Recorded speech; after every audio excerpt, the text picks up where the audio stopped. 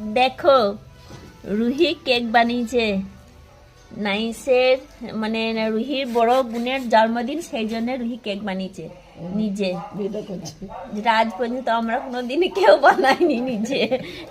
রুহি নিজে বানিয়েছে, দেখো এতটুকু মেয়ে নিজে হাতে কেক বানিয়েছে, আর এতটুকু না দিলি বড় হয়ে গেছে রুহি।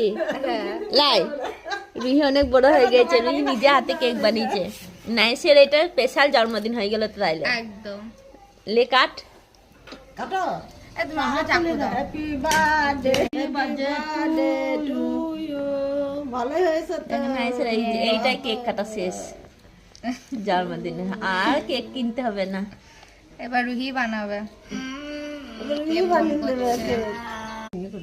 দেখ রুহিকে খাওয়া, রুহিকে খাওয়া না, রুহিকে খাওয়া, রুহিকে খাওয়া। হ্যাঁ